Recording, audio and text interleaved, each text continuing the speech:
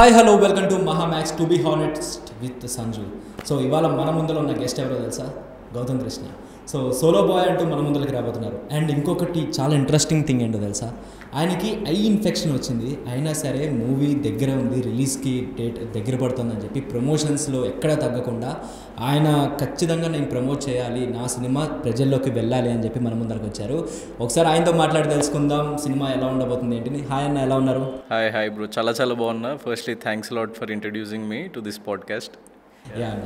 So అంటే first చాలా మంది చూసేవాళ్ళు అనుకుంటారు ఏంటి స్పెట్స్ పెట్టుకున్నారు, కానీ రియల్లీ ఆయనకి చిన్న ఇన్ఫెక్షన్ వల్ల ఆయన అట్లా పెట్టుకున్నారు. చిన్న లెఫ్ట్ ఐలో చిన్న స్టై అని అంటారు, అదే అయింది. అయినా కూడా ఇక ప్రమోషన్స్ మనకి టైం ఆగదు కదా, డేస్ ఆగవు కదా మన కోసం. సో అన్న, first of all solo boy గురించి మాట్లాడుతున్నాం. సోలో బాయ్ చూసుకుంటే July 4th వచ్చేస్తుంది, చాలా ఈగర్లీ వెయిట్ చేస్తున్నాం మేము. మీకు ఎలా అంటే లైక్ ఫీలింగ్ టెన్షనా లేకపోతే ఎగ్జైట్మెంట్తో ఉన్నారా, ఎలా ఉన్నారు? అంటే కైండ్ ఆఫ్ మిక్స్ ఫీలింగ్స్. అంటే ఎంత చిన్న యాక్టర్కైనా ఎంత పెద్ద యాక్టర్కైనా మనకి లైక్ రిలీజ్ వస్తుంది అంటే సో డెఫినెట్లీ అది ఆ నర్వస్నెస్ అన్నది ఉంటుంది. But I'm very confident that we made a good film. అంటే చాలా లైక్ మంచి టెక్నికల్ వాల్యూస్తో చేసినాం కాబట్టి సో ప్రజలు చూసి వర్డ్ ఆఫ్ మౌత్ తోని లైక్ ఇంకా స్ప్రెడ్ అవుతుందని చెప్పేసి మేము బిలీవ్ చేస్తున్నాం ఫిలిం. అండ్ చూసుకుంటే ప్రమోషన్స్ కూడా ఎక్కడ తగ్గట్లేదు, చాలా ఒక రేంజ్లో చేస్తున్నారు ప్రమోషన్స్ అనేవి. రీసెంట్గా మొన్న జరిగిన ప్రెస్ మీట్లో కూడా మీరు మురళీకృష్ణ గారికి ఆయనకి ఇవ్వటం, డొనేట్ చేయడం వాళ్ళ ఫ్యామిలీకి చాలా రెస్పెక్ట్ అనిపించింది బ్రో. నాకు కూడా చాలా బాగుంది యాక్చువల్లీ. ఎందుకలా అనిపించింది ఇవ్వాలి అని చెప్పి అంటే యాక్చువల్లీ లైక్ మనము చూసుకుంటే మనకి real heroes are soldiers bro. అంటే ఆర్మీ అన్నది మనకి ఎంత ఇంపార్టెంట్ అంటే మన కంట్రీకి, so they are like protecting us.